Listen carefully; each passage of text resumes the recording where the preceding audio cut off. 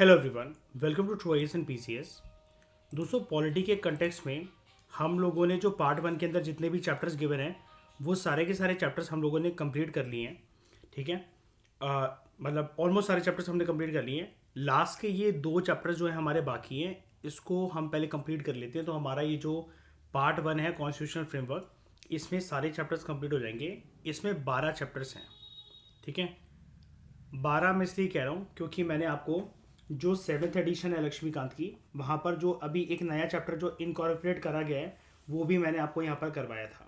ठीक है। और उसका नाम था कंसेप्ट ऑफ कॉन्स्टिट्यूशन, वो चैप्टर नंबर 3 है। ठीक है। तो हम पहले बात करते हैं अमेंडमेंट ऑफ द कॉन्स्टिट्यूशन की। आप अलग अलग जगह पर कॉन्स्टिट्यूशनल अमेंडमेंट के बारे में सुनते हो, अलग अलग प्रकार की अमेंडमेंट्स के बारे में सुनते हो। ठीक है। कि ये वाली जो अमेंडमेंट है ये ऐसे आ सकती है ऑर्डिनरी मेजोरिटी से, इफेक्टिव मेजोरिटी से, सिंपल मेजोरिटी से। ठीक है। फिर special majority case 1, case 2, case 3। तो उसके लिए एक डेडिकेटेड चैप्टर है लक्ष्मीकांत के अंदर। ज़्यादा बड़ा चैप्टर तो नहीं है लेकिन फिर भी इम्पॉर्टेंट है। इससे अलग से भी खींचे क्वेश्चन निकलते हैं और अमेंडमेंट की जितनी नॉलेज आपको है उसके बियॉन्ड आपको और ज़्यादा कंसेप्चुअल क्लैरिटी इससे मिलेगी। ठीक है। तो हम बात करते हैं चैप्टर नंबर 10 की, अमेंडमेंट ऑफ द कॉन्स्टिट्यूशन। अगर आपके पास सेवन्थ एडिशन लेटेस्ट एडिशन है तो वो चैप्टर नंबर 11 होगा आपके लिए। सबसे पहले बेसिक इंट्रोडक्शन। दुनिया के किसी भी अन्य रिटन कॉन्स्टिट्यूशन की तरह भारत का जो संविधान है, हमारे संविधान में भी एक स्कोप है फॉर अमेंडमेंट। यानी कि अब स्कोप जो है अमेंडमेंट का वो इसलिए है, संविधान निर्माताओं ने संविधान को प्रिपेयर कब करा? दिसंबर 1946 से लेकर नवंबर 1949 तक। इफेक्ट में हमारा कॉन्स्टिट्यूशन आता है ऑन 26 जनवरी 1950। लेकिन आप इमेजिन करके देखो, हमारे देश में अगर मैं ये साल आगे बढ़ाता चलूं, 1960s में मैं अगर चला जाऊं, हमारा इंडो चाइना वॉर होता है, इंडो पाक वॉर होता है।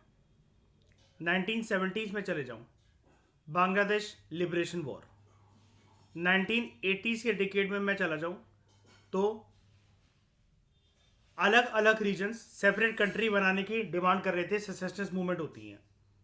1990s में मैं चला जाऊं तो कोलिजन पॉलिटिक्स का एरा जो है वो शुरू होता है। साल 2000 में मैं चला जाऊं तो हम 21st सेंचुरी के अंदर एंटर कर रहे होते हैं। मैं 2010 के डिकेड में चला जाऊं और 20s के डिकेड में चला जाऊं, यहां पर हमें दो मेजर ग्रुपिंग्स यूपीए और एनडीए के बीच में पावर टसल देखने को मिलती है। इन सारी प्रक्रियाओं में, इवन यहां पर एलपीजी रिफॉर्म्स का आना या जो भी है, इन सारी प्रक्रियाओं में हमें टाइम टू टाइम नीड होती है। पहले चलो ठीक है, नीड छोड़ो, पहले आप समझो ज़माना 1950 से लेकर साल 2024 में हम लोग एंटर करने वाले हैं 4-5 दिन के अंदर। यहाँ तक ज़माना काफ़ी ज़्यादा बदल चुका है। ज़माना इन द सेंस कि देश के अंदर जो माहौल है, देश के लोगों की जो नीड्स हैं, जो उनकी कंडीशंस हैं, जो उनका स्टैंडर्ड ऑफ लिविंग है, आबादी है, अलग अलग रीजन्स की डेवलपमेंट है, इकोनॉमिक डेवलपमेंट है, सोशल डेवलपमेंट है, इंटेलेक्चुअल डेवलपमेंट है, मॉरल डेवलपमेंट है, ये लोगों की बदल चुकी है। लोग एक प्रोग्रेसिव स्टेज पर हैं लेकिन फिर भी बहुत सारी चीज़ें ऐसी हैं जो कि संविधान निर्माता जो लिख कर गए थे वो उनके ज़माने के हिसाब से ठीक थी, लेकिन आज के ज़माने के हिसाब से वो ठीक नहीं है। ठीक है। इसलिए हमें किसी भी चीज़ में, आप लाइफ में देख लो चाहे कहीं पर भी देख लो, एक स्कोप हमारे पास होना चाहिए, स्कोप फॉर ट्रांसफॉर्मेशन या स्कोप फॉर चेंजिंग समथिंग। बहुत बेकार चीज़ होती है लाइफ में अगर किसी पर्सन का नेचर या आपका बिजनेस या आपका पैसा, कुछ भी ऐसी चीज़ हो, संसार में एक वर्ड सबसे बेकार होता है और वो है रिजिडिटी। अगर आप ये पर्सन के नेचर को कह लो तो यानी कि पर्सन फिर ढीठ है, वो स्टबन है, वो चेंज नहीं होने वाला। पर्सन का नेचर वो बेसिक वैसा ही है, वो अपनी अपनी ही सिर्फ सोचेगा और वो किसी के लिए चेंज नहीं हो सकता। ये तो हो गया पर्सन की बात। संविधान में या राजनीतिक माहौल में अगर रिजिडिटी ला दी जाए, यानी कि रूलर के दिमाग में, उसकी बुद्धि में कोई भी चीज नहीं ठूसी जा सकती है, बिकॉज उसने ऐसा डिसाइड कर लिया है कि जैसा वो सोच रहा है वही चीज ठीक है, जो वो चाहेगा वही होना चाहिए, जैसा वो करेगा और वही सबको मंजूर होना चाहिए। लेकिन हमारे देश में it is not the will of the ruler, it is not the willingness of the ruler, it is not the willingness of the PM and his council of ministers जिसकी वजह से हमारा देश चलेगा। हमारा देश चलता है as per the principles, as per the provisions imbibed, ingrained and written in the core book of this country, that is constitution. अब संविधान अगर लिखा गया है तो वो इंसानों के द्वारा ही लिखा गया है और इंसान गलतियों का पुतला होता है। चलो मान लेते हैं कि गलती नहीं भी हुई संविधान निर्माताओं से, लेकिन वक्त और हालातों के चलते देश में अलग अलग चीजें, जैसा कि मैं आपको बता रहा हूं, सोशल, इकोनॉमिक, इंटेलेक्चुअल डेवलपमेंट लोगों की मतलब बढ़ी है, आगे बदली है। अब जैसे राइट टू प्रॉपर्टी को एक फंडामेंटल राइट की तरह देखा गया था, लेकिन वहीं पर अगर मैं बात करूं 1976 के 42nd अमेंडमेंट एक्ट की और 1978 के 44th अमेंडमेंट एक्ट की, इन अमेंडमेंट एक्ट्स के अंतर्गत इनके चलते और ये 1970s के डेकेड में प्रॉपर्टी को एक मौलिक अधिकार ना देखकर सिर्फ एक कानूनी अधिकार के तौर पर देखना, एक लीगल राइट के तौर पर देखना, ये उस जमाने की नीड थी जो कि 2 दशक आगे चलकर हुई जब से हमारा संविधान इंप्लीमेंट होता है। मतलब मैं 1950 से लेकर 1970 तक के पीरियड को स्ट्रेच करने की बात कर रहा हूँ। इनफैक्ट ये टच कर गया था time period 44th amendment act से हटा था हमारा 7th fundamental right to property, और फिर वो लीगल राइट बन गया था अंडर आर्टिकल 300A। तो वो ऑलमोस्ट 28 साल 30 साल की बात हो गई है। जमाना उस टाइम पर बदल गया, ठीक है। जब ईस्ट पाकिस्तान हमने पाकिस्तान को दिया था, आगे चलकर किसी को नहीं पता था कि साल 1971 में वो बांग्लादेश बन जाएगा। बांग्लादेश के साथ हमारे रिश्ते शुरू से ही काफी अच्छे रहे हैं, बहुत अच्छे टर्म्स पर हमने चलाए हैं, लेकिन बांग्लादेशियों को और हिंदुस्तानियों को जो कि एक दूसरे के बॉर्डर के आसपास रह रहे थे, उनको बहुत तकलीफें होती थी, बहुत दिक्कत, बहुत मुशक्कतों का सामना उनको करना पड़ा है कि हमारे कुछ गांव हैं ऐसे जो कि दूसरी साइड है, और सेम ये कंप्लेंट बांग्लादेश की साइड से होती थी और इंडिया की साइड से भी होती थी। तो हमने टेरिटोरियल एनक्लेव्स एग्रीमेंट बांग्लादेश के साथ करे, अलग अलग प्रधानमंत्री जो कि बांग्लादेश में आए, अलग अलग प्रधानमंत्री जो कि इंडिया में आए फ्रॉम 1970s टू 2015। 2015 में फाइनली जाकर हम एक अमेंडमेंट करते हैं, क्योंकि हमारा पार्ट 1 कॉन्स्टिट्यूशन का तो ये बोलता है कि इंडिया किसी भी फॉरेन टेरिटरी को ले सकता है लेकिन दे नहीं सकता किसी को भी। लेकिन ये चीज रिजिड नहीं है, ठीक है, ये चीज रिजिड नहीं है, चीज फ्लेक्सिबल है। जब हमने देखा कि ऐसे बहुत ज्यादा दिक्कत आ रही है, कुछ लोग जो हैं हिंदुस्तानी, वो बांग्लादेश के अंदर डेली बेसिस पर माइग्रेट नहीं कर सकते, डेली बेसिस पर ट्रैवल नहीं कर सकते, अपने घर परिवार रिश्ते नातों को छोड़कर वो बार बार आना जाना नहीं कर सकते हैं, सिक्योरिटी कंसर्न्स भी होते हैं। तो हमने कुछ एनक्लेव्स जो बांग्लादेश के पास थे वो इंडिया की तरफ ट्रांसफर करे, जो इंडिया के पास थे वो बांग्लादेश की तरफ ट्रांसफर करे, and this came to be known as land boundary agreement between India and Bangladesh, और constitutionally it came to be known as 100th amendment act of 2015। यानी कि हमारा कॉन्स्टिट्यूशन रिजिड नहीं है, हमारा कॉन्स्टिट्यूशन दोस्तों है फ्लेक्सिबल, ठीक है। इसलिए हम अपने कॉन्स्टिट्यूशन को एक नाम देते हैं, constitution as a living document. Constitution as a living document, क्योंकि लिविंग डॉक्यूमेंट इसलिए किसी भी चीज में एक जान या जीजीविषा, ठीक है, जीने की इच्छा को जीजीविषा कहते हैं, किसी भी चीज में एक जान या कोई भी चीज जो लाइवली है, आप उसको तभी कह सकते हो वो लाइवली है, कोई भी चीज जिसमें जान है, अगर वो वक्त, हालात, सिचुएशन के हिसाब से अपने आप को ढालना जानती हो या बदलना जानता हो या जानती हो।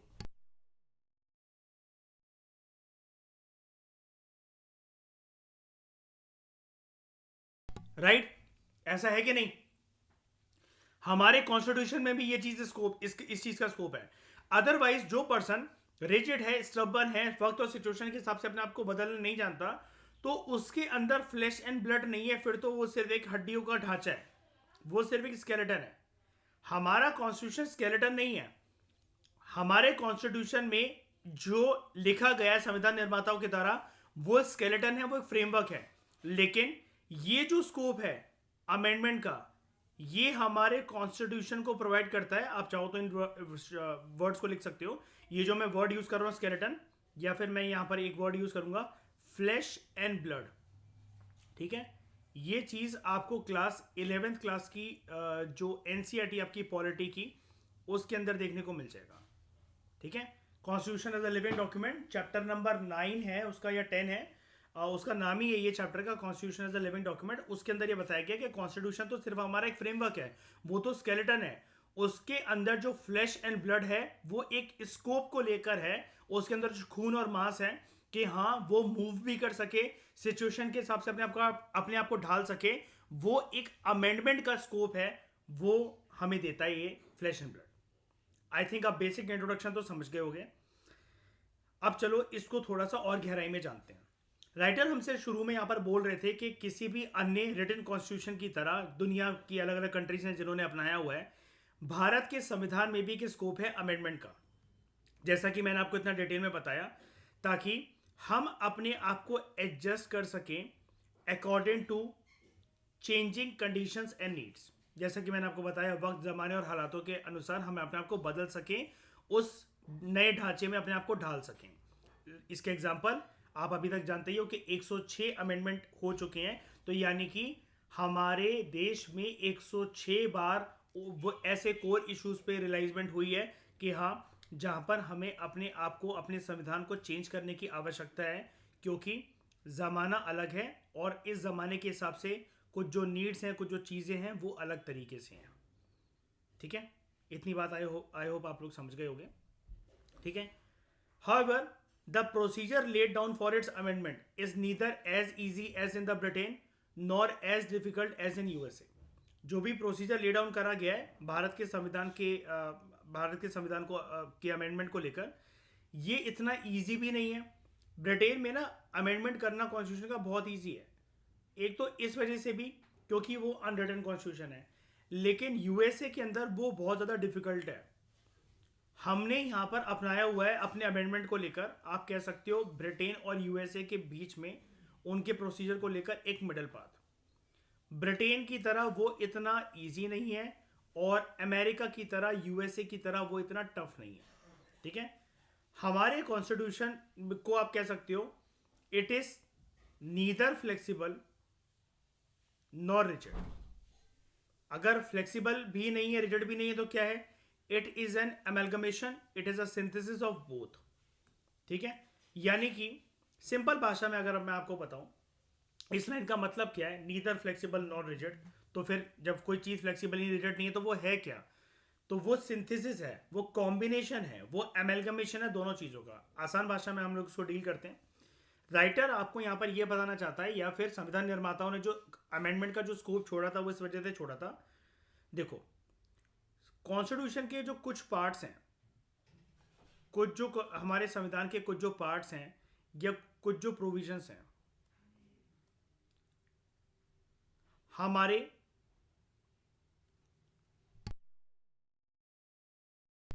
हमारे एक तो कॉन्स्टिट्यूशन मेकर्स,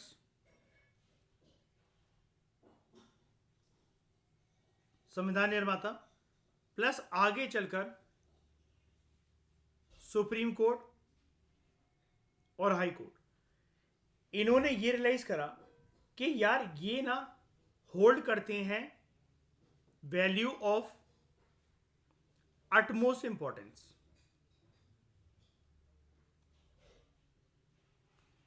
इनको हमें रिजिड बनाना पड़ेगा। अब एक बात मैं आपको बताता हूं, संविधान में पहली बात तो ये है कि कोई भी चीज ऐसी नहीं है जो कंप्लीट तरीके से रिजिड हो।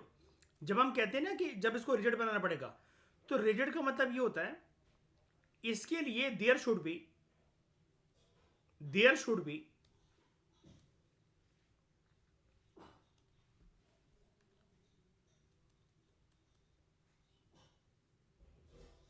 extremely difficult procedure, extremely difficult procedure or way for its amendment. जबकि जो पार्ट फ्लेक्सिबल है, they can be changed, they can be changed with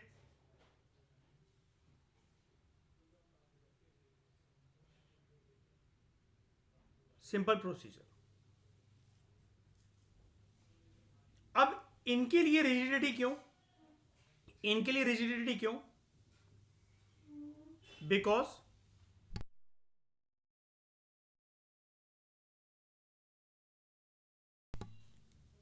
इनके लिए रिजिडिटी क्यों, फिक्सनेस क्यों? बिकॉज इसलिए ये जो है यहीं पर लिखा हुआ है ना मैंने, तो एक सेकंड रुकना. अटमोस्ट इंपॉर्टेंस होल्ड करके रखते हैं.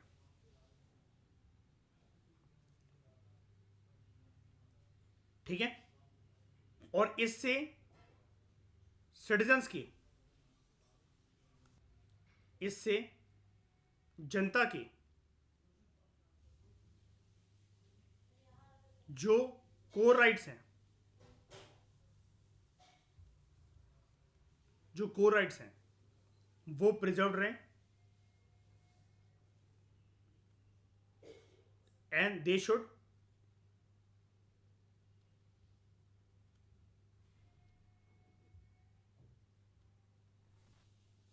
not be touched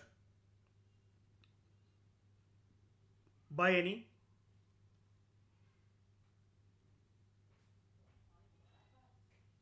simple method. और सिंपल मेथड कौन सा होता है? फ्लेक्सिबल वाला.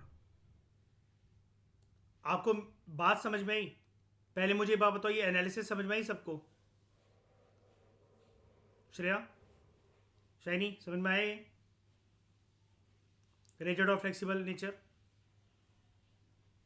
ठीक है. आगे चलकर एक बात मैं और हाईलाइट करना चाहता हूं यहां पर कि आगे चलकर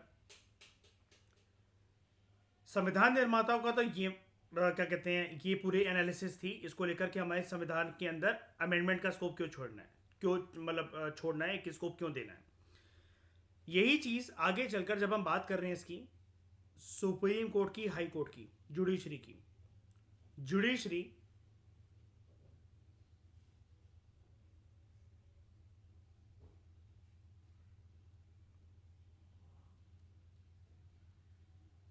Keshavananda Bharati versus state of Kerala में एक टिप्पणी करते हुए सुप्रीम कोर्ट बोलता है कि ये जो चीज़ें ना, जो रिजिड आप जिसको बोल रहे हो, मतलब सुप्रीम कोर्ट बताता है कि जिसको हम रिजिड बोल रहे हैं कि उनके लिए बहुत डिफिकल्ट प्रोसीजर होना चाहिए चेंज करने का, उनके अमेंडमेंट करने का, या फिर वो चेंज होनी नहीं चाहिए. ये कोर राइट्स हैं क्योंकि सिटीजन्स के, they are to be preserve, they are not to be touched by any simple method. उन्हीं को सुप्रीम कोर्ट बेसिकली एक टर्म से नवाजता है और उसको कहता है these are part of basic structure of the constitution. तो सुप्रीम कोर्ट के इस basic structure of the constitution की डिबेट को हम लोग कहते हैं बेसिक स्ट्रक्चर डॉक्ट्रिन. ठीक है. ये इमर्ज होकर आती है Kesavananda Bharati versus state of Kerala, और ये केस था साल 1973 का. और यहाँ पर हम इस डॉक्ट्रिन को क्यों इंपॉर्टेंट मान लेते हैं, क्यों हम बात मान गए?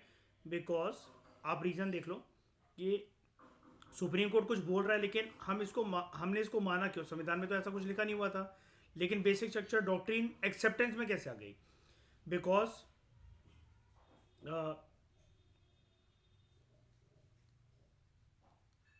हितरटू, अभी तक इस केस में हितरटू मैं किसको कह रहा हूं? 1973 को हितरटू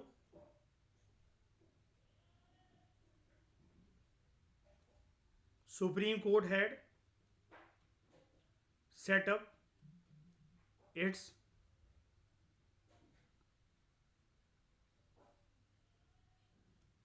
largest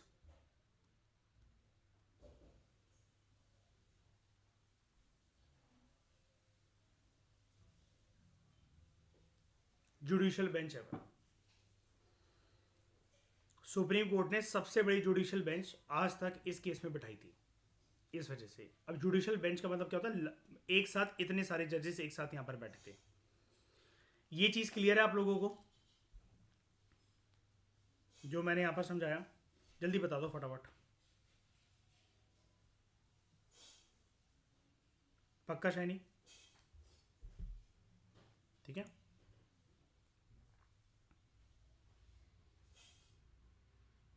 यानी कि एक्चुअली में कुछ ऐसा है हमारे संविधान में जो कंप्लीट तरीके से फ्लेक्सिबल हो? नहीं। कंप्लीट तरीके से रिजिड हो? ऐसा भी नहीं है कि किसी चीज को छेड़ा ही नहीं जा सकता, टच ही नहीं करा जा सकता, है ना? बिल्कुल टच करा जा सकता है, बिल्कुल टच करा जा सकता है। अब जैसे हम लोग इस चीज को लेकर रिजिड थे कि जैसा कि मैं अभी आपको बता रहा था कि हम टेरिटरीज ले सकते हैं। जैसे last state to get incorporated in India as a union was, last state अभी तक जो है रिसेंट, मतलब लास्ट कह लो आप उसको, चाहे लेटेस्ट कह लो, कौन सी है? सिक्किम है। इसका एक कंट्री थी ना ये छोटी सी, इसका रूलर था चोग्याल, जिसने हमसे रिक्वेस्ट करी थी शामिल होने के लिए भारत में। 1975 की बात है ये, है ना? अब लेकिन हम किसी को कुछ चीज दे नहीं सकते, कोई टेरिटरी दे नहीं सकते, लेकिन इसके लिए लैंड बाउंड्री एग्रीमेंट करा कि नहीं करा हमने बांग्लादेश के साथ साइन 2015 में? और हमने बांग्लादेश को बांग्लादेश से लिए और बांग्लादेश को दिए कि नहीं दिए? ये जो टर्म्स में मेंशन कर रहा हूं, एनक्लेव्स। इससे पहले अगर आप ये देखो, ये सुना आपने Berubari union case? Berubari union case, इस केस में भी तो हम लोगों ने पाकिस्तान के साथ एग्रीमेंट्स करे थे, उनको लैंड बाउंड्रीज दी थी। तो यानी कि ये सब चीज़ें हो सकती हैं। और ये जो बेरूबरी यूनियन केस या सिक्किम वाली जो बात है या बांग्लादेश वाली जो बात है, हमने संविधान के साथ जब भी एक छेड़छाड़ करने की कोशिश करी तो हमने अमेंडमेंट करा है कि नहीं करा है? करा है ना? बिल्कुल करा है। तो नेक्स्ट हम आगे अगर बात करें इस डिबेट को आगे लेते हुए, हमारे संविधान में जो ये संविधान के अंदर जो भी चीज़ें लिखी हुई हैं, जो प्रोविजंस लिखे हुए हैं, जो आर्टिकल लिखे हुए हैं, जो भी तरीका तौर तरीके भी लिखे हुए हैं किसी चीज़ को एड्रेस करने के, अगर हमें उसके अंदर किसी भी प्रकार का चेंज लेकर आना है, वो चेंज लाने का स्कोप हमें देता है आर्टिकल 368। आर्टिकल 368 कहां पर गिवन है? वो गिवन है part 20 of the constitution, and it deals with the powers of the parliament, कि वो संविधान को अमेंड कर सके। और देखो, दो चीजें यहां पर जो आपको ध्यान में रखनी चाहिए, एक को मैं पिंक कलर से मार्क करता हूं, it deals with the powers of parliament. Keyword ये है, संविधान को अमेंड करने की शक्ति, पावर संविधान निर्माताओं ने लेजिस्लेचर एज अ ऑर्गन को दे रखी है, ना ही एग्जीक्यूटिव को, ना ही जुडिशरी को। पार्लियामेंट की पावर संविधान को अमेंड करने के लिए। दूसरा कीवर्ड मैं ब्लू कलर से मार्क कर रहा हूं, पावर तो है तुम्हारे पास, लेकिन तुम्हें एक रेगुलेटेड प्रोसीजर फॉलो करना पड़ेगा। ये नहीं कि हां हमारे पास पावर है, रोज संविधान को चलो अमेंड करते हैं। तुम्हें इस चीज का संज्ञान रखना पड़ेगा, इस चीज को संज्ञान में लेना पड़ेगा। You should take this with a pinch of salt and with utmost consideration that supreme court ने क्या टिप्पणी करी थी केशवानंद भारती केस में, तो उसके अकॉर्डिंग तुम्हें वर्क करना पड़ेगा। कोई बात नहीं, पार्लियामेंट, अगर हम बोले पार्लियामेंट से, कोई बात नहीं, लेजिस्लेटिव ऑर्गन पार्लियामेंट आप अपनी चला लो जैसे आपको ठीक लगे, लेकिन फिर वो अगर सुप्रीम कोर्ट की निगरानी में जब जुडिशियल रिव्यू के दायरे के अंदर आएगा और उसको लगेगा कि आपने ये जो भी प्रक्रिया अपनाई है, अपनी पावर को जिस तरीके से यूटिलाइज करा है संविधान को चेंज करने के लिए, उसके अंदर किसी प्रकार की हस्तक्षेप करने के लिए, इंटरफेरेंस करने के लिए, अगर वो कॉन्स्टिट्यूशन के दायरे के अंदर नहीं है, तो फिर जुडिशरी उसको नल एंड वॉइड डिक्लेयर कर देगा। ठीक है? तो ये जो है रिजिडिटी, फ्लेक्सिबिलिटी का ध्यान रखा जाए, प्लस सुप्रीम कोर्ट की बेसिक स्ट्रक्चर डॉक्ट्रिन का भी ध्यान रखा जाए। ठीक है? ओरिजिनल संविधान में ऑब्वियसली बात है, आर्टिकल 368 इतनी गहराई से इन सब चीज़ों के ऊपर बात नहीं करता था, लेकिन आगे चलते चलते जैसे जैसे चीज़ आगे बढ़ी तो आप ही मुझे बताओ कि जैसे ये जो वो है basic structure of the constitution है, ये कोई एक प्रोविजन है, कोई एक आर्टिकल है, कोई एक प्रिंसिपल है, या फिर जस्ट ये कन्वेंशन है? क्या है आपके अकॉर्डिंग ये? बताओ। Basic structure. हम्म। क्या है शाइनी? क्या है? प्रोविजन नहीं है, ये संविधान में कहीं पर भी गिवन नहीं है, ये एक कन्वेंशन है। लेकिन उसको सब लोग अच्छे से इसलिए मान के चल रहे हैं, कोई इंटरफेरेंस इसलिए नहीं कर रहा, क्योंकि देखो, अगर ये प्रोविजन होता तो डेडिकेटेडली इसके ऊपर एक आर्टिकल होता। तो शाइनी बताओ कौन सा आर्टिकल है संविधान में जो कि डिफाइन करता है बेसिक स्ट्रक्चर को? आर्टिकल नहीं है ना कोई भी, ठीक है। तो कुछ संविधान के जो प्रोविजंस है ना ये शाइनी, प्रोविजंस इसके पार्ट हैं, लेकिन ये एक कन्वेंशन की फॉर्म में ये है कि सब लोगों को इतनी एक्सेप्टेंस रखनी चाहिए हमारे देश में, there are some features which should not be touched, which should not be amended, लेकिन there are too many features जिसको आप सिंपल प्रोसीजर से अमेंड कर सकते हो। अगेन, ये जो सी सौ का बैलेंस है, ये हमें देश के अंदर सोशियो पॉलिटिकल इकोनॉमिक माहौल को देखते हुए, जैसा कि ऊपर वो कह भी रहा था ना, changing conditions and needs and circumstances के हिसाब से अगर हम अपने आप को एडजस्ट करना चाहते हैं हमारे देश को, तो संविधान में उस तरीके से वो रास्ते लिख दिए जाए। ये है इसको, ठीक है। तो आर्टिकल 368 पार्ट 20 के अंदर जो संविधान के अंदर है, ये डील करता है पार्लियामेंट की पावर, कि वो संविधान को कैसे अमेंड करेगा, और उसके प्रोसीजर, कि क्या प्रोसीजर को फॉलो करना पड़ेगा। अब प्रोसीजर में, जैसा कि श्रेय आप जानते हो कि प्रोसीजर में बड़ी सारी चीजें जैसे ऐसे आती हैं कि कुछ जो प्रोविजंस हैं संविधान के यूजिंग आर्टिकल 368 शाइनी, तो वो हम चेंज कर सकते हैं थ्रू सिंपल मेजोरिटी, है ना। कुछ जो चीज़ें हैं थ्रू इफेक्टिव मेजोरिटी, कुछ जो चीज़ें हैं थ्रू स्पेशल मेजोरिटी, है ना, उसके भी केसेस होते हैं। ये सब चीज़ें हैं। किसी किसी के लिए हमें चाहिए होता है श्रेया कि हम पार्लियामेंट के दोनों हाउसेस से मेजोरिटी से वो डिसीजन को पास करवा दें, लेकिन इसके अलावा शाइनी फिर हमें नीड हो जाती है कि half of the consent of the state legislature भी होना चाहिए, है ना। 50% स्टेट लेजिस्लेचर जो है, उनकी जो विधानसभाएं हैं, विधान परिषद जो है, वो पास करें, है ना, उस चीज को। तो इट स्टेट्स दैट पार्लियामेंट में in the exercise of its constituent power amend by way of addition, variation, repeal any provision of the constitution in accordance with the procedure laid down for this purpose. Simple भाषा में बताता हूं मैं इसको। इस article under part 20, article 368 under part 20, इसका मतलब ये है, और ये कहता है, और इस लाइन का मतलब अगर हम लोग डिटेल में डिस्क्राइब करें कि ये आर्टिकल डील करता है with the powers of the parliament and it's procedure, ठीक है, टू अमेंड द कॉन्स्टिट्यूशन। तो पार्लियामेंट अपनी कॉन्स्टिट्यूएंट पावर का इस्तेमाल करते हुए, उस पावर को एक्सरसाइज करते हुए, कॉन्स्टिट्यूएंट पावर मतलब ये वाली पावर पार्लियामेंट के पास है, उसकी कोर पावर है। संविधान निर्माताओं ने पार्लियामेंट को, लेजिस्लेचर एज अ बॉडी को, लेजिस्लेचर एज अ ऑर्गन को नवाजा था इस पावर से, that you have right to amend constitution, ठीक है। कि पार्लियामेंट जो है संविधान में, अगर उसको कोई भी प्रोविजन, कोई भी चीज ऐड करनी है, चेंज करनी है, या रिपील करनी है, ठीक है, किसी भी प्रोविजन को ऐड करना है, वेरी करना है, या रिपील करना है, ठीक है, संविधान के अंदर, तो वो पार्लियामेंट सिर्फ तभी कर सकता है इन accordance with the procedure, in accordance with the procedure. और दूसरा कीवर्ड क्या है? Which is lead down for the purpose. Procedure वही आपको फॉलो करना पड़ेगा जो कि लिखा गया है। ये एक कैसे भी करके सेल्फ क्रिएटेड प्रोसीजर नहीं होना चाहिए, सेल्फ क्रिएटेड प्रोसीजर या सेल्फ क्रिएटेड रास्ता नहीं होना चाहिए। किसका, किसकी सेल्फ क्रिएशन की यहां पर मैं बात कर रहा हूं? मैं यहां पर बात कर रहा हूं लेजिस्लेचर, या जिसको हम आम भाषा के अंदर बोलते हैं पार्लियामेंट। पार्लियामेंट या लेजिस्लेचर का सेल्फ क्रिएटेड प्रोसीजर नहीं होना चाहिए, ठीक है।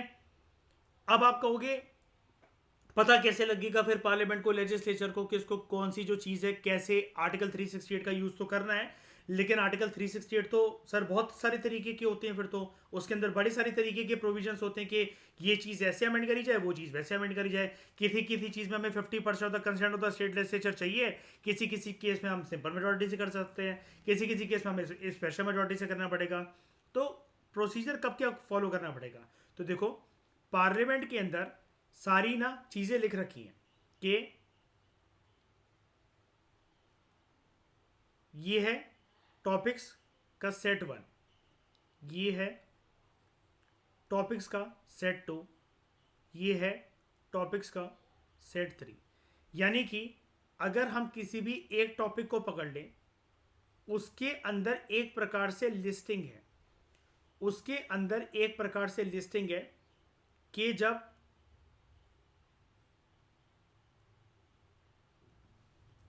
ये सारे जो टॉपिक्स हैं, मान लो हम इसको ले लेते हैं टॉपिक 1, इसके लिए we need special majority of both houses of parliament plus 50% of consent of state legislatures. कि ये सारी वो चीजें हैं जो कि ऐसे जो कि अमेंड करी जा सकती हैं जब ये वाला केस होगा। सिमिलरली टॉपिक 2 में बोला जा सकता है कि अगर ये केस टॉपिक 2 का है तो हाँ, टॉपिक 2 के अंदर कोई भी जो चीज है वो एक ऑर्डनरी मेजोरिटी से अमेंड करी जा सकती है। इसके लिए टॉपिक 3 के लिए हो सकता है ये बोल दिया जाए कि हाँ, ये करा जा सकता है विद स्पेशल मेजोरिटी, लेकिन उस केस में हमें half of the consent of the state legislature की रिक्वायरमेंट नहीं है। तो ये चीज जो है ना, अब पढ़ो आप इसको। अगर पार्लियामेंट को अपनी कॉन्स्टिट्यूंट पावर का इस्तेमाल करते हुए कोई भी प्रोविजन, कोई भी आर्टिकल, कुछ भी चीजें संविधान में ऐड करनी है, चेंज करना है, रिपील करनी है, पार्लियामेंट वो सिर्फ तभी कर सकता है इन accordance with the procedure laid down for that purpose, for that purpose. कि मतलब कौन सा टॉपिक कैसे किस तरीके से वेरी करा जाएगा, चेंज करा जाएगा, अमेंड करा जाएगा, उसके अंदर कुछ एडिशन हो पाएगी। ठीक है, कैसे करके कुछ एडिशन हो पाएगी। जैसे अब एडिशन वाली अगर मैं आपको बात बताऊं, अगर मैं एक केस पकड़ लूं एडिशन का, एडिशन के केस में हम ये कह सकते हैं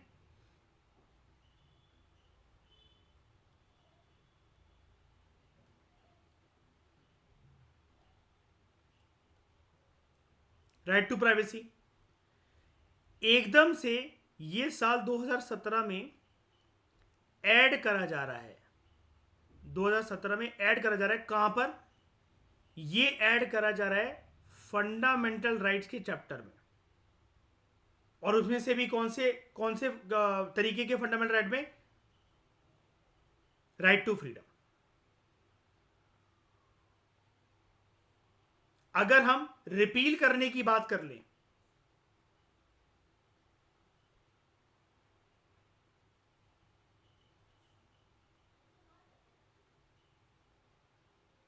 दो 2014-15 की बात है, सरकार लेकर आई NJC amendment, 99th amendment act. Supreme court को पसंद नहीं आया, प्रोसीजर क्योंकि ठीक नहीं था, कर दिया गया रिपील, नल एंड वॉइड। लेकिन हालांकि ये वाला केस मैंने सुप्रीम कोर्ट के परस्पेक्टिव से पकड़ा है, लेकिन बड़े सारे ऐसे होते हैं कि रिपील एक्ट होते हैं, कि जैसे आप पढ़ते हो ना, बड़े सारे जब लक्ष्मीकांत आप पढ़ते हो तो उसके अंदर आप पढ़ते हो कि ये चीज़ हम जो है वो सरकार जो है वो रिपील करने जा रही है, तो उसके लिए रिपील एक्ट होता है। वेरिएशन मतलब किसी भी चीज़ में कोई चीज़ आपको चेंज करनी है, तो किसी भी चीज़ में आपका, अगर आपको कोई चीज़, जो भी आर्टिकल्स हैं, जो भी प्रोविजन है, उसके अंदर कोई चीज़ चेंज करनी है। वेरिएशन का एक चीज़ मैं बोल देता हूँ, जैसे एक चीज़ जो पेंडिंग है, वो पेंडिंग कुछ इस प्रकार से है कि 70th अमेंडमेंट एक्ट जो है उसने ये पावर दी थी, उसने पावर दी थी दिल्ली और पुडुचेरी, दिल्ली और पुडुचेरी की स्टेट लेजिस्लेटिव असेंबलीज के इलेक्टेड मेंबर्स को कि वो प्रेसिडेंशियल इलेक्शंस के इलेक्टोरल कॉलेज का पार्ट बन सकें, इलेक्टोरल कॉलेज का पार्ट बन सकें। इसके लिए now since we are sitting in 2023 and about to enter in 2024, जहां पर आपके लोकसभा के चुनाव होने वाले हैं, और आगे अभी तो चलो प्रेसिडेंशियल इलेक्शंस हो चुके हैं, लेकिन मैं कह रहा हूँ वो लोकसभा के चुनाव होने वाले हैं। मतलब मैं एक बात कह रहा हूँ कि 78th अमेंडमेंट एक्ट जहां पर आया था, I think should I am not wrong, ये 1992 में आया था ना, ये 1992 में आया था if I am not wrong, cross check कर लेना इसको आप लोग एक बारी।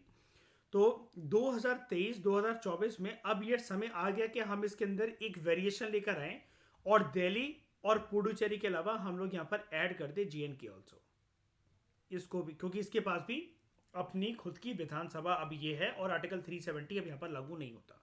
मैंने आपको तीनों केसेस समझा दिए, लेकिन ये पार्लियामेंट को तभी करना पड़ेगा इन अकॉर्डेंस विद द प्रोसीजर जो कि संविधान में लिखा गया है।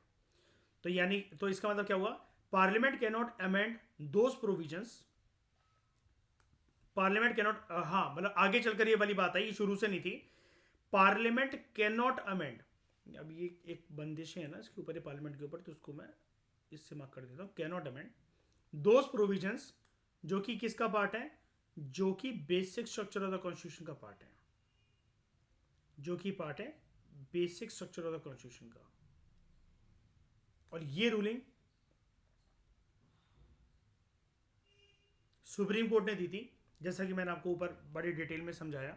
ठीक है, ये पूरी कहानी मैंने आपको समझाई कि कुछ जो पार्ट है वो रिजिड है, कुछ जो फ्लेक्सिबल है, लेकिन ये जो डिबेट है कॉन्स्टिट्यूशन मेकर्स के अलावा सुप्रीम कोर्ट आगे चलकर कैसे सॉल्व करता है, कैसे इसको देता है, इस डिबेट को आगे चलकर कैसे कैरी फॉरवर्ड करता है, तो वो आता है बेसिक स्ट्रक्चर डॉक्ट्रिन, जो कि Kesavananda Bharati versus state of Kerala case में आता है 1973।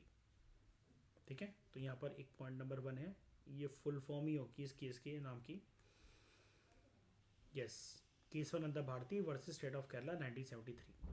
और इससे इसकी वजह से क्या हुआ कि हमारा जो, हम इसको क्यों मानते हैं, क्यों है इस डॉक्ट्रिन को, ये ना ही प्रोविजन है ना ही कोई आर्टिकल है, और बेसिक स्ट्रक्चर होता क्या, इसकी कोई डेफिनेशन भी नहीं है। बेसिक स्ट्रक्चर का क्या मतलब होता है, इसकी कोई डेफिनेशन भी है, डोंट वरी, जैसे ही हमारा ये वाला चैप्टर कंप्लीट हो जाएगा, मैं कोशिश करूंगा आज शाम को या कल तक मैं आपको बेसिक स्ट्रक्चर भी अगला चैप्टर जो है वो कंप्लीट करवा दूंगा, तब आप यहाँ पर अच्छे से जान पाओगे कि बेसिक स्ट्रक्चर की डिबेट है क्या एक्चुअल में। तो लेकिन मैंने आपको ये बताया था कि हम फिर भी इसको क्यों मानकर चलते हैं, क्यों उसकी मान्यता है, बिकॉज 1973 तक, हितरटू इन 1973 अब तक, मतलब क्या हुआ था, supreme court had set up its largest judicial bench ever, इस वजह से। ठीक है, ये चीज़ आपको अच्छे से क्लियर हो गई। हाँ, और एक चीज़ और मैं आपको बताना ये चाह रहा था कि आप सब जानते हो कि केशवानंद भारती, और इससे पहले 6 साल पहले जो 1967 में पंजाब का एक केस आया था, गोलकनाथ केस, ठीक है, उसमें राइट टू प्रॉपर्टी को हटाने के ऊपर ये एक बड़े सालों तक चर्चा चली। Finally tell me the amendment act जिसकी वजह से ये राइट टू प्रॉपर्टी हमारे फंडामेंटल राइट्स की लिस्ट से बाहर हो जाता है।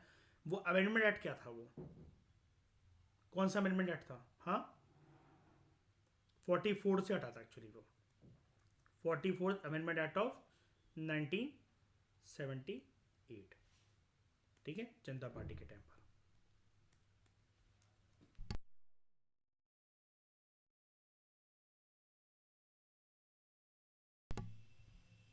अब हम आगे बात करते हैं procedure for amendment. The procedure for amendment of the constitution, जैसा कि आर्टिकल 368 में ले डाउन करा गया है, आर्टिकल 368 में जैसा ले डाउन करा गया वो क्या है, ध्यान से समझना। नंबर 1, संविधान को अगर हमें अमेंड करना है, इस चीज के लिए हमें क्या लाना पड़ेगा, इस चीज के लिए हमें लाना पड़ेगा, we need to introduce a bill, we need to introduce a bill. और संविधान को अमेंड करने की प्रक्रिया can be initiated only through bill, यानी कि इट बिल जो है यहाँ पर, ये जो ओनली वर्ड है ना और बिल के साथ जो अटैच है, ये है एक प्रकार से संविधान को अमेंड करने की परमिशन या एक वे या एक प्रकार का प्रोसीजर का फर्स्ट है। ठीक है, ध्यान से समझाना, मैं इतनी अगर मेहनत करके एक एक कीवर्ड्स पे इतना फोकस कर रहा हूँ तो मैं कुछ आपको बताना ही चाह रहा हूँ यहाँ पर। प्रीवियस ईयर क्वेश्चन पेपर आप देख लो, आप एक बार इस चैप्टर की रफ रीडिंग मार लो और प्रीवियस ईयर क्वेश्चन पेपर करके दिखा दो। ठीक है, नहीं हो पाएंगे आपसे, क्योंकि इसमें ग्रेटर अंडरस्टैंडिंग चाहिए, आप ट्रैप हो जाओगे फिल्म्स के अंदर जो स्टेटमेंट्स और यूपीएससी पटकता है। इसलिए एक एक शब्दों को समझ के चलो। जैसे अब यहाँ पर ये जो है, ये वाली बात बहुत इंपॉर्टेंट है। मैंने आपको क्या बोला, इन अकॉर्डेंस विद द प्रोसीजर, लेकिन प्रोसीजर के केस में मैंने आपको ये बताया कि ये जो है ये सेल्फ क्रिएटेड प्रोसीजर नहीं होना चाहिए पार्लियामेंट का या लेजिस्लेचर का। वो ले डाउन जो करा गया है, जो लिखा गया संविधान में, सिर्फ उसी के अकॉर्डिंग होना चाहिए। प्रोसीजर को चेंज नहीं कर सकते हो, संविधान को चेंज कर सकते हो। ठीक है, संविधान को चेंज करा जा सकता है, प्रोसीजर को नहीं करा जा सकता है चेंज। ठीक है, वो प्रोसीजर अलग अलग टॉपिक के लिए पहले से ही ले डाउन है कि कहाँ पर कैसी मेजोरिटी चाहिए। हर चीज़ के लिए अगर सिंपल मेजोरिटी कर देगी तो सरकार तो पूरा संविधान ही बदल कर रख दे। ठीक है, तो अमेंडमेंट जो है संविधान का, it can be initiated only by introduction of a bill. जब एक बिल इंट्रोड्यूस होगा सिर्फ तभी करा जा सकता है, फॉर द पर्पस। और पर्पस क्या है यहाँ पर, हमें ऑब्वियस ही बात है संविधान को अमेंड करने का पर्पस है या उसके किसी प्रोविजन को अमेंड करने का पर्पस है। पूरा संविधान तो एक साथ वैसे भी नहीं हो सकता। ठीक है, चेंज नहीं हो सकता। यही तो हमारे संविधान की ब्यूटी है कि साउथ एशिया में जितनी भी कंट्रीज हैं उन सबके संविधान जो हैं वो दोबारा से लिखे गए हैं, दे आर री रिटन। और एक बार नहीं, ऐसा कम से कम 3-4 बार हुआ है अलग अलग कंट्रीज में। इंडिया का लेकिन कॉन्स्टिट्यूशन क्या है, इंटैक्ट है। वो इसलिए क्योंकि जो जो चीज़ें सड़ जाती हैं हम उनको रिपील कर देते हैं। जो चीज़ों में जिसके पुर्जे खराब होते हैं हम उसमें वेरिएशन ला देते हैं। जब जब हमें इंटीरियर डेकोरेशन करते हुए कुछ नई चीज़ें इंट्रोड्यूस करने की जरूरत होती है, हम नए नए एडिशंस करते हैं। यानी कि हम अपने संविधान को वक्त, सिचुएशन, हालातों के हिसाब से एकदम फ्रेश रखने की कोशिश करते हैं। और ये सब पॉसिबल है only through amendment of the constitution. Amendment का जो स्कोप है उसके थ्रू। और इसके लिए एक पावरफुल जो आर्टिकल है, दैट इज आर्टिकल आपका ये 368, जो कि हम ऊपर पढ़ रहे थे, ये 368। ठीक है, तो आना चाहिए। अब दूसरा रूल ये कहता है इसी में, ये जो बिल आप लेकर आए हो संविधान को अमेंड करने से रिलेटेड, ये आप पार्लियामेंट के किसी भी हाउस में इंट्रोड्यूस कर सकते हो, किसी भी हाउस में, either house of the parliament. आप इस बिल को किसी भी हाउस ऑफ द पार्लियामेंट, किसी भी पार्लियामेंट के हाउस में इंट्रोड्यूस कर दो। अब यानी कि इसका मतलब ये हो गया कि कॉन्स्टिट्यूशनल अमेंडमेंट बिल जो है वो लोकसभा में भी आ सकता है और वो राज्यसभा में भी आ सकता है। लेकिन रूल क्या कहता है, रूल ये कहता है not in state legislature, not in state legislatures. यानी कि वो विधानसभा या विधान परिषद कोई सी भी हो, किसी भी राज्य की हो, वहां पर ये कॉन्स्टिट्यूशनल अमेंडमेंट बिल नहीं आ सकता। वहां पर एक कॉन्स्टिट्यूशनल अमेंडमेंट बिल नहीं आ सकता, सिर्फ वो लोकसभा या राज्यसभा में आ सकता है। पहला रूल क्लियर।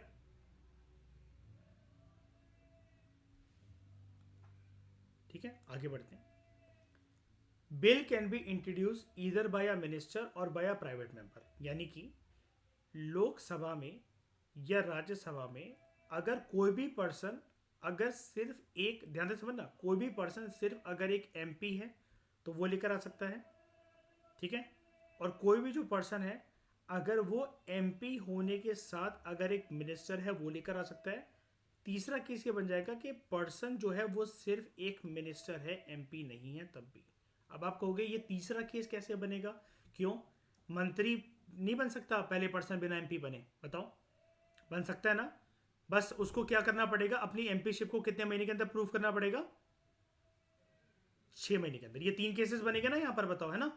तो bill can be introduce by either a minister, either a minister. अब मिनिस्टर जरूरी तो नहीं ना कि एमपी हो, जरूरी तो नहीं ना। ठीक है, और एक प्राइवेट मेंबर। लेकिन क्या ये अनिवार्य है, क्या ये जरूरी है कि प्राइवेट मेंबर डेफिनेटली, अगर हम इसको बोल रहे हैं कि प्राइवेट मेंबर है किसी भी हाउस ऑफ द पार्लियामेंट का, डेफिनेटली एमपी होगा, है ना? और प्राइवेट मेंबर पक्का मिनिस्टर कभी भी नहीं होगा, 100%, है ना, क्योंकि नाम ही है ये प्राइवेट मेंबर। अगर वो एमपी होने के साथ साथ प्राइवेट मेंबर क्या, नॉर्मल एमपी। और प्राइवेट मेंबर किसको कहते हैं, जो कि सरकार का पार्ट ना हो, करंट सरकार का, और कोई मंत्री नहीं है वो, ठीक है। तो ये इसको कोई भी इंट्रोड्यूस कर सकता है, यानी कि कुल मिलाकर लोकसभा राज्यसभा के अंदर इसको, इस लाइन को पता है मैं कैसे समझता हूं या आपको कैसे समझाऊंगा। लोकसभा या राज्यसभा में कोई भी पर्सन आ जाओ, कोई भी पर्सन, कोई भी एमपी, चाहे तुम्हारे पास मंत्री का टाइटल है चाहे नहीं है, बात अगर पार्लियामेंट के दोनों हाउसेस की हो गई, कोई भी इसको इंट्रोड्यूस कर सकता है, कोई भी एक सिंगल पर्सन, और किसी भी हाउस होता है पार्लियामेंट में से, चाहे लोकसभा चाहे राज्यसभा। वो मंत्री है कोई फर्क नहीं पड़ता, वो एमपी है कोई फर्क नहीं पड़ता, मंत्री होने के साथ एमपी है कोई फर्क नहीं पड़ता, मिनिस्टर है मंत्री है लेकिन एमपी नहीं है कोई फर्क नहीं पड़ता। ओके। और इस केस में देखो हर एक पॉइंट में ना दो दो केसेस हैं। जैसे अगर आप पहले पॉइंट को देखो, वो बोल रहा था किसी भी हाउस में आ सकता है, ठीक है। फिर दूसरा केस बोलता है रूल समझाता है कि not in the state legislature. अगले पॉइंट में कहता है कि कोई भी मिनिस्टर लिया या प्राइवेट मेंबर लिया है। दूसरा रूल ये समझा रहा है it does not require prior permission of president. आप कहोगे ऐसा कौन सा बिल होता है यार जिसके लिए प्रेसिडेंट की प्रायर परमिशन चाहिए होती है इंट्रोड्यूस करने के लिए? बताओ कौन सा बिल होता है शाइनी? शाबाश। क्योंकि कॉन्स्टिट्यूशनल अमेंडमेंट बिल एक मनी बिल नहीं है, तो यहां पर हमें प्रेसिडेंट की प्रायर परमिशन की आवश्यकता नहीं है। ओके। उसके बाद अगला rule, bill must be passed in each house, bill must be passed in each house by special majority. यानी कि ईच, देखो दो कीवर्ड्स हैं आ गए यहां पर। जब वो कह रहा है हमें बिल, एक तो मस्ट बी पास्ड, कंडीशन ये है each house of the parliament, ठीक है। और मेजोरिटी कैसी, मेजोरिटी हमें चाहिए यहां पर स्पेशल मेजोरिटी, स्पेशल मेजोरिटी। अब इसको आगे बढ़ने से पहले जरा डिकोड करते हैं जरा। Must be passed in each house by special majority, यानी कि ये स्पेशल मेजोरिटी, ये स्पेशल मेजोरिटी हमें चाहिए लोकसभा के अंदर भी, ये स्पेशल मेजोरिटी हमें चाहिए राज्यसभा के अंदर भी, राइट। और हम इसको ऐसे भी कह सकते हैं ना, special majority of both the house of the parliament. लेकिन बात वही है कि एक एक हाउस से पहले वो आना चाहिए मेजोरिटी से, है ना। अब स्पेशल मेजोरिटी क्या होती, क्या है इस केस में? Majority of the total membership of the house. Special majority का यहां पर मतलब क्या है? Majority of the total membership of the house, total membership of the house. अब अगर आप सिर्फ इतने पॉइंट को कंसिडर करो ना, जो हम ये वहां पर पढ़ने जा रहे हैं, majority of the total membership of the house, इसको हम लोग क्या कहते हैं? इसको हम लोग कहते हैं सिर्फ ये, इसके अंदर दो कंडीशन है, majority of the total membership of the house and majority of 2/3 of the members of the house present in voting.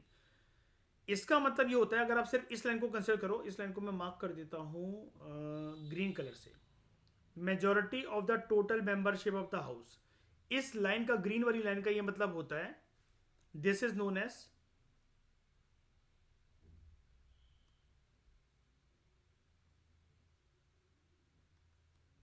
Absolute majority, majority of the total membership of the house. Simple तरीके से अगर हम इसको देखें, total membership of the house, Rajya Sabha के अंदर 250 members हैं, divided by 2 plus 1, ये राज्यसभा की मेजोरिटी आ गई उस हाउस की। बताओ आ गई। लोकसभा की बात करें 543 मेंबर्स हैं, ठीक है, डिवाइडेड बाय 2 प्लस 1, 273 मान लेते हैं, ये लोकसभा की मेजोरिटी आ गई। ऐसी मेजोरिटीज को कहा जाता है स्पेशल सॉरी, ऐसी मेजोरिटीज को कहा जाता है एब्सोल्यूट मेजोरिटी।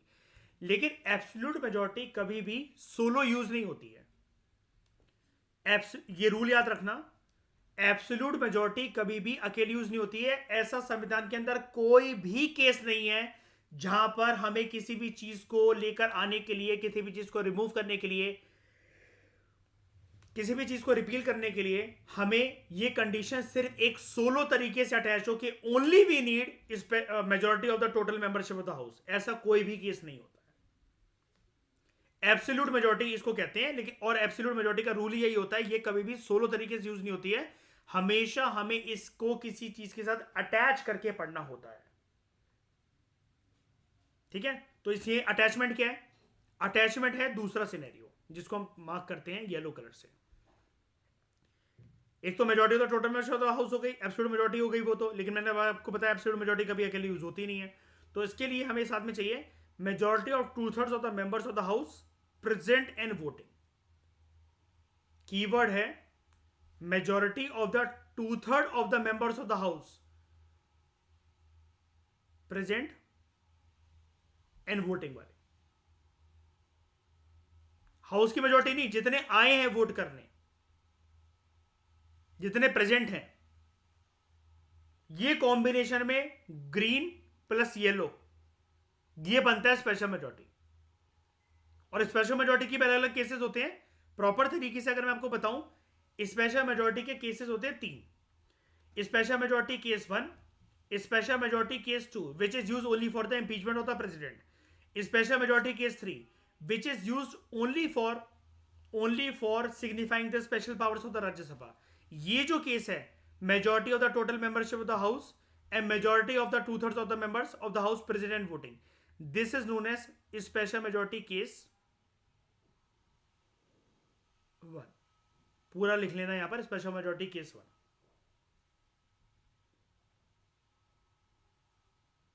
केस 1, ठीक है। यानी कि प्रोसीजर क्या है अंडर आर्टिकल 368 संविधान को अमेंड करने का? नंबर 1, बिल हाउस इंट्रोड्यूस होना चाहिए, ठीक है। पार्लियामेंट के किसी भी हाउस में इंट्रोड्यूस हो सकता है, लेकिन स्टेट लेजिस्लेचर में नहीं हो सकता। विधानसभा विधान परिषद में कोई भी उसको इंट्रोड्यूस कर सकता है, मंत्री हो या वो एक एमपी हो। मंत्री हो, एमपी ना भी हो तब भी चलेगा, और इसके लिए आपको कोई प्रेसिडेंट की प्रायर परमिशन की रिक्वायरमेंट नहीं है। बिल दोनों हाउसेस में पास होना चाहिए बाय स्पेशल मेजॉरिटी। यानी कि जो ये प्रोसीजर मैंने आपको बताया ना, majority of the total membership of the house and majority of the 2/3 of the members of the house president voting, ये जो प्रोसीजर है, अगर हम लोकसभा के अंदर चले, लोकसभा को फॉलो करना पड़ेगा majority of the house plus majority of the 2/3 of the members of the house जो कि लोकसभा के अंदर प्रेजेंट थे और वोट कर रहे थे। फिर राज्यसभा के अंदर majority of the membership of the total members of the house and majority of the total numbers of the majority of 2/3 of the members of the house जो कि प्रेजेंट और राज्यसभा के अंदर वोट कर रहे थे। दोनों की फिर मेजॉरिटी को देखा जाएगा, लोकसभा और राज्यसभा की, और वो केस बनेगा special majority of Lok Sabha, special majority of Rajya Sabha, and result में हम लोग इसको कहेंगे special majority of both house of the parliament. अब देखो मैं क्यों कह रहा हूं कि एक एक करके पहले पास करवाया जाएगा। अगला पॉइंट देखो, each house must pass the bill separately, must pass the bill separately through which procedure? Through procedure of special majority case 1। अगर दोनों हाउसेस के बीच में डिसएग्रीमेंट हो जाए तो कॉन्स्टिट्यूशनल अमेंडमेंट के लिए क्या ज्वाइंट सिटिंग का प्रावधान है क्या? नहीं, there is no provision of joint sitting of both the house of the parliament for the purpose of deliberation and passage of the bill. There is no case of holding a joint sitting. Joint sitting को हमेशा कौन बुलाता है?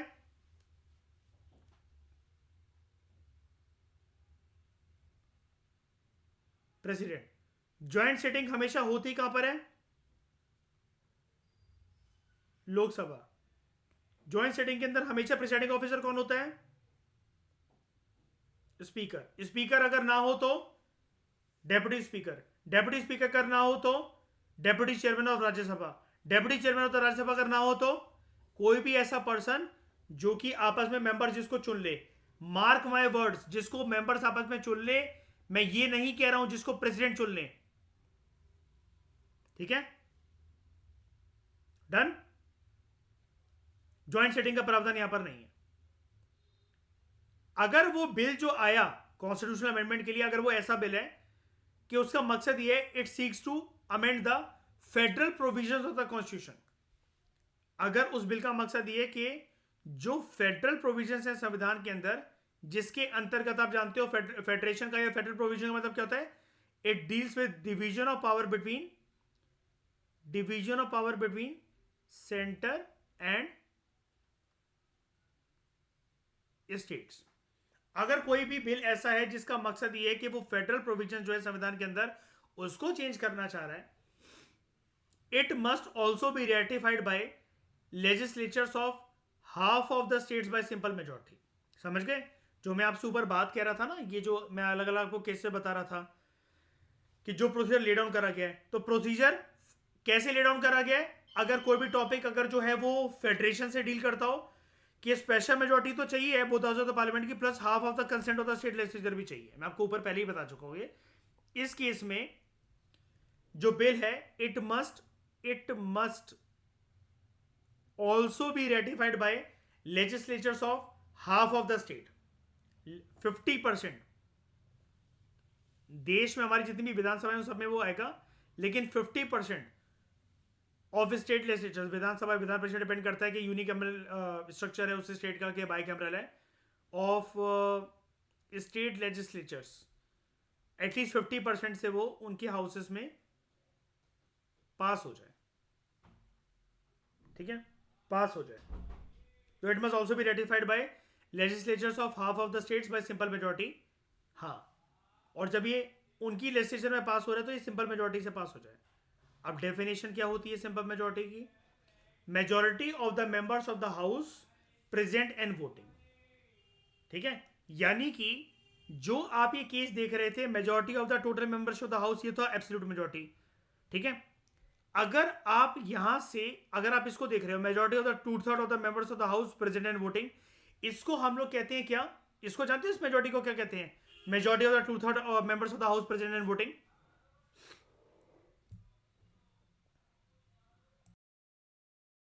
हाँ, ये मैं आपसे पूछ रहा था कि हाँ इस केस को क्या कहते हैं अगर ये हो कहाँ गया, majority of the 2/3 of the members of the house present voting. ये कोई भी तरह की मेजोरिटी का नाम नहीं होता, अगर होता तो मैं आपको बता देता। ये क्योंकि सोलो यूज ही नहीं होता है, ये एब्सोल्यूट मेजोरिटी के साथ ही यूज होता है हमेशा, केस 1।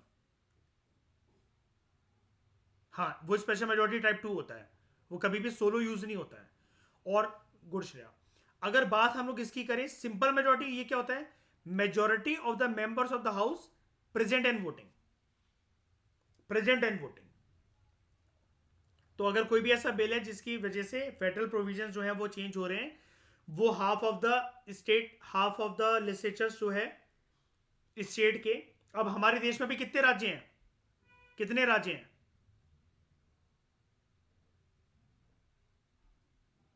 28। तो यानी कि ये लाइन क्या कह रही है? प्रेजेंटली वो कितने राज्यों के विधानसभा विधान परिषदों से पास हो जाए, उस मतलब कुल मिलाकर उसके स्टेट लेजिस्लेचर से पास हो जाए, वो तो अब डिपेंड करेगा कि वहां पर बाई कैमरल स्ट्रक्चर है यूनिकैमरल है, कितने से? 14। ठीक है, और कैसे हो जाए वहां पर 14 से पास? सिंपल मेजोरिटी से। और सिंपल मेजोरिटी क्या होता है? Majority of the members of the house present in voting. यहां पर 2/3 नहीं है, माइंड यू, यहां पर 2/3 नहीं है। और एक मेजोरिटी वैसे और होती है, अगर आपको पता हो, एक होती है इफेक्टिव मेजोरिटी। उसको हम लोग क्या कहते हैं? Majority of the then members of the house. Present and voting नहीं होता उस केस में। ये सारी चीजें आपको याद होनी चाहिए, ये सारी चीजें आपको बहुत अच्छे से पता होनी चाहिए।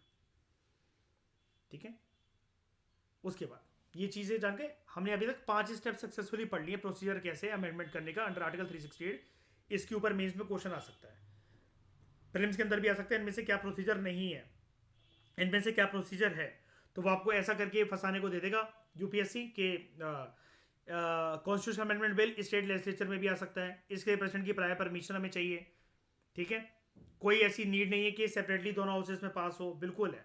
ठीक है, यहाँ पर ज्वाइंट सेटिंग का प्रोविजन है, नहीं होता जबकि। ठीक है, तो ऐसे ट्रैप्स आपको दे सकता है UPSC.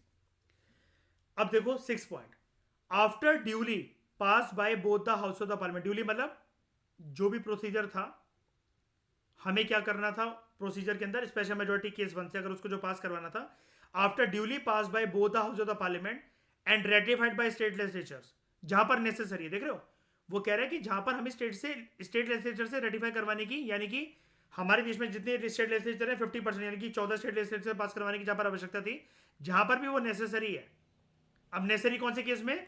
Only if that bill is dealing with only if that bill is dealing with amending the federal provisions. ठीक है, तो bill is presented to the president for assent, तब वो बिल जो है वो राष्ट्रपति को दे दिया जाएगा उनके सिग्नेचर के लिए। अब इस केस में प्रेसिडेंट इस बिल को हाउसेस की रिकंसिडरेशन के लिए वापस नहीं भेज सकते हैं। आई रिपीट, इस केस में प्रेसिडेंट कॉन्स्टिट्यूशनल अमेंडमेंट बिल को हाउसेस की रिकंसिडरेशन के लिए वापस नहीं भेज सकते हैं। प्रेसिडेंट को अपना एसेंट, अपना सिग्नेचर देना ही पड़ेगा ऐसे कॉन्स्टिट्यूशनल अमेंडमेंट बिल को, उनको अपना एसेंट देना ही पड़ेगा। ठीक है, ही और she must give his assent to the bill. He can neither withhold his assent to the bill nor can return the bill for the reconsideration of the parliament.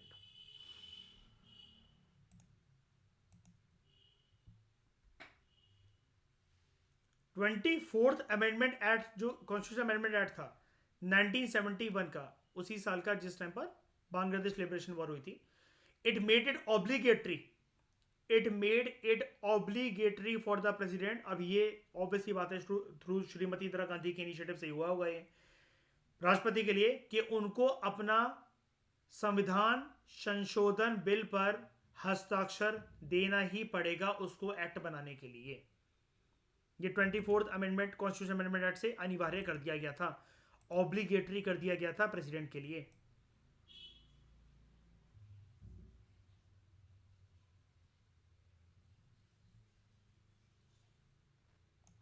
Twenty second, 23rd, 24th, ये रहा। पीछे से एक बार हम लोग पढ़ लेते हैं। 24th अमेंडमेंट एक्ट ऑफ 1971,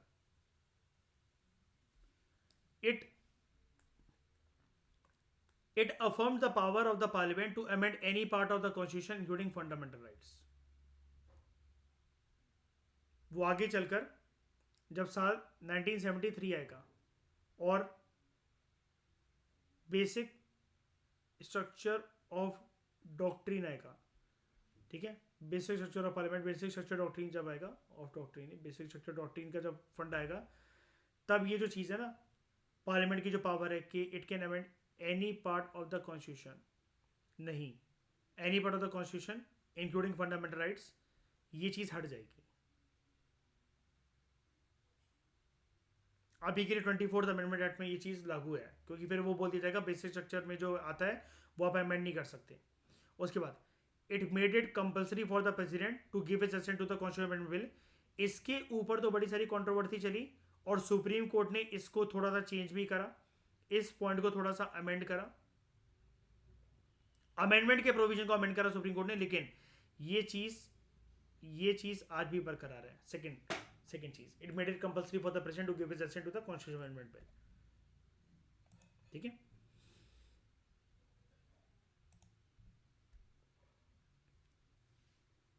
उसके बाद after the president's assent bill act बन जाता है, यानी कि वो एक बन जाता है constitutional amendment act, and the constitution stands amended in accordance with the terms of that. और तो कॉन्स्टिट्यूशन के अंदर वो प्रोविजन या वो चैप्टर, वो पार्ट, वो आर्टिकल, कुछ भी ऐसी चीज है, इस प्रक्रिया से वो अमेंड हो जाता है, वो चेंज हो जाता है। और हमने अमेंडमेंट को 3 पर्पज से करा होगा, या तो कोई भी चीज के अंदर कॉन्स्टिट्यूशन के अंदर किसी भी चीज को ऐड करने के लिए, नंबर 1, किसी भी चीज को वेरी करने के लिए, चेंज करने के लिए, या किसी भी चीज को रिपील करने के लिए। ये तीनों चीजें मैं आपको यहां पर पढ़ा चुका हूं बहुत अच्छे से, एडिशन, वेरिएशन, रिपील।